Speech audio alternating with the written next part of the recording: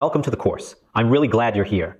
Before we dive into all the hands-on steps and advanced strategies, I want to take this time to introduce you to the tool we'll be working with, Google NotebookLM. Now, you might be wondering, what is NotebookLM? NotebookLM is one of Google's newest innovations, and in simple terms, it's like having a personal AI research assistant, but not just any assistant, one that works directly with your documents. You upload your materials, whether they're Google Docs, PDFs, pasted notes, and this tool helps you understand, organize, and use them more efficiently. Let's say you're working on a report. You've got 10 different files open, maybe some PDFs, some meeting notes, a few old project summaries. Instead of jumping back and forth between them, searching manually for details, you can drop all of that into NotebookLM and just ask it questions, like, what's the main takeaway from this document? Or, can you compare these two strategies for me? Or even, summarize the client's feedback. Google NotebookLM doesn't make up answers from the internet. Your content serves as the foundation for each response. That makes NotebookLM super powerful for all kinds of users. Students can analyze dense readings faster. Content creators can organize research for writing blogs or social media posts. Coaches and consultants can track patterns across their client notes. One thing I really love is that every time you ask a question, it shows you exactly where in the text the answer came from. So if it summarizes a section, it'll cite the document and even the paragraph. So how is this different from tools like ChatGPT or Gemini? Great question. Those models are trained to give general purpose answers. They pull from the whole internet. NotebookLM, on the other hand, stays grounded in your files. That makes it way more useful when you're deep in a project and want answers that are tailored, focused, and trustworthy. Also, and this is a small thing, but important, the user interface is simple and clean. You create notebooks, and in each notebook, you can add your sources, interact with the AI, and keep everything organized in one place. It feels less like a search engine and more like a collaborative space where you and the AI are working together. Let me give you a real-life example. Imagine you're a marketer preparing a product launch. You upload customer feedback, competitor analysis, old launch plans, all of that. You could then ask the AI to help draft messaging that aligns with past campaigns, or highlight customer pain points from feedback reports. It can even help you outline a launch strategy based purely on the materials you provided. Or let's say you're a student writing a thesis. You upload your research articles, maybe your literature review, and ask the AI to summarize key findings or help generate an outline. Suddenly, your mountain of reading turns into something much more manageable. So in this course, I'll show you exactly how to set it up, how to make the most of its features, and how to integrate it into your daily workflow, whether you're a creative, a researcher, a small business owner, or just someone who wants to get more out of their notes. Session. We'll examine how NotebookLM fits into the broader landscape of digital note-taking applications. To learn more about design and functionality compared to well-established tools like Evernote, OneNote, Notion, Obsidian, most note-taking platforms share a common foundation. They help users capture, organize, and retrieve information. This could be anything from typed meeting notes and web clippings to sketches and embedded media. But while the surface-level function seems similar, the structure and philosophy behind each tool can vary greatly. NotebookLM, for instance, introduces a fundamentally different approach by integrating a language model directly into the workspace. To understand what that actually means, it helps to compare how traditional tools are used in practice. Take Evernote as a starting point. It's built on the idea of a digital filing cabinet. You save notes, clip articles, and organize content into notebooks and tags. It's excellent for keeping things tidy and searchable, but the user is responsible for drawing insights and making sense of the material. OneNote follows a similar pattern, but leans heavily into a notebook metaphor, with pages, sections, and the ability to draw or handwrite directly into the app.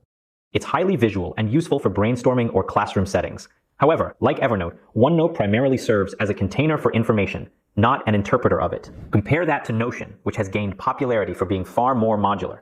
You can build everything from to-do lists and calendars to entire knowledge bases with relational databases. Notion thrives when you need flexibility and collaboration. It's particularly good for team documentation, project management, and content planning. Still, while Notion is powerful for organizing complex information, any analysis or interpretation of that content is left to the user. Then there's Obsidian, which emphasizes linking thoughts through Markdown and bidirectional references. It appeals to users who want to build what's often called a second brain. In Obsidian, the focus is on how ideas relate to each other over time. It's a tool that rewards long-term knowledge cultivation, but again, it relies heavily on the user to create those connections and extract meaning. NotebookLM introduces a different concept entirely. Instead of just holding information, it actively participates in making sense of it.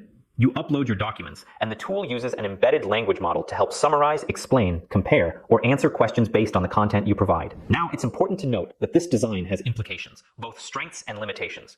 On one hand, NotebookLM can be incredibly helpful for quick understanding or preparing for a presentation, since you can ask it for summaries or to extract key points. On the other hand, it's not designed for large-scale collaboration or publishing, like Google Docs or Notion. It also doesn't offer the same hands-on control over organization and layout that power users might expect from Obsidian. Let's take a practical example. Imagine you're conducting research on renewable energy. In a tool like Notion, you might create a database with tags for solar, wind, and hydro, and fill each page with resources, notes, and links. It would serve as a robust research hub. In Obsidian, you might connect these ideas with backlinks, so solar might link to government incentives or energy storage, helping you visualize the relationships. With NotebookLM, you upload the same documents, and instead of building that map manually, you could simply ask, what are the main challenges with scaling wind power in urban areas, and receive a direct, synthesized response from the content you've already. In this lesson, we'll walk through how to create your first notebook step by step. Whether you're brand new to the platform or you've already opened a notebook, we'll help you set things up in a way that's organized, focused, and ready for deep insight. By the end of this lesson, you'll not only have your first notebook in place, you'll also know how to bring your sources together and prepare them for meaningful interaction. Let's start from the very beginning. Open up your browser and head to NotebookLM.Google. You'll be prompted to sign in using your Google account, the same one you use for Gmail, Google Drive, or other Google services. Once you're in, look over to the top left corner of the screen. You'll see a button that says Create a New Notebook. Click it. The first thing that you should do is to add your name to your notebook. This is a small but important moment. The name you choose should reflect the specific goal or focus of your work. A clear descriptive title like Marketing Funnel Optimization, SaaS Focus, tells you exactly what's inside and helps you find it later when your list of notebooks grows. A name that's too broad or generic will make it harder to keep your work sorted over time. Once your notebook is named, you'll be brought into the main workspace. Here, your view is divided into three key areas: the source panel on the left and the AI prompt panel in the center, and on the right, NotebookLM Studio. Before you start interacting with the AI, your next task is to add your sources. These are the materials that NotebookLM will analyze your articles, slide decks, case studies, or research reports. You can upload PDFs, Google Docs, or Google Slides, and if your files are already in Google Drive, it's just a matter of selecting and importing them. Open Google NotebookLM, you'll land on a streamlined home interface designed to feel like your digital research desk. The first step is creating a new notebook. Give it a name that reflects your goal, maybe Startup Market Research or Modern Notes. Then you're ready to begin. At the top of your notebook, you'll see a prompt bar. This is where you engage with the AI, asking questions, requesting summaries, or generating new insights based on the materials you've uploaded. On the left-hand side, the source panel is where you upload your content. You can drag in PDFs, paste in text, or pull files from Google Drive. Once added, NotebookLM instantly creates summaries and recognizes connections across your sources. For example, try uploading a couple of reports on green energy policy, then ask, what are the common challenges noted across both documents? You'll quickly see how the tool pulls those ideas together, saving you hours of manual comparison. Each source you add is automatically scanned and indexed, and you can view summaries, quoted sections, and suggested questions related to it. This brings us to the Discover feature, which appears alongside each individual source. Discover functions as a kind of intelligent preview. Rather than opening a long document and reading it line by line, you can use Discover to explore key sections the AI identifies as important. It will offer summary points, direct quotes, and potential discussion topics based on that specific file. This helps you quickly assess whether a document is useful, where the critical content lies, and how it might fit into the structure you're building. Now let's explore another section of NotebookLM, Studio. This is where your ideas evolve into structured, shareable content. Within Studio, you'll find several tools that turn your research into real-world outputs. One of the first is the Audio Overview feature.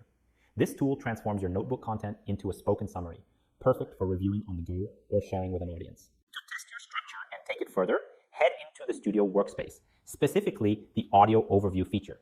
This tool allows you to generate a spoken version of the key points in your notebook. Once the audio is created, you have two practical options that are particularly useful in collaborative or teaching contexts. You can download the file to save for offline listening, and you can share it with someone else via a link. If you're working with a student group, team, or research partner, this allows them to hear the same core summary without needing full access to the entire notebook. It's also a useful accessibility feature for colleagues or learners who prefer auditory input over text. This combination, structuring notes in the interface, testing them through Studio, and then exporting audio summaries, provides a full loop of input, organization, and communication. You're not simply making sense of your own ideas, you're preparing them in a format that others can engage with, learn from, or respond to. Next up is the Deep Dive Conversation feature. This one can generate a dialogue between two virtual hosts who unpack and explore your notebook's content. Imagine a podcast-style discussion where one host might ask thoughtful questions while the other offers expert commentary. You can customize their tone and focus, making it either light and accessible or more technical and academic. Try it out by selecting two contrasting sources and choosing a conversational style that fits your audience. For educators or learners, the study guide, briefing doc, FAQ, and timeline tools are useful. Let's say you're researching artificial intelligence in education. The study guide will help you build a structured summary, while the FAQ tool creates clear, student-friendly explanations of tricky terms or themes. The timeline tool, perfect for visually organizing events, breakthroughs, or developments over time. You're not just taking notes, you're building interactive, multi-format resources.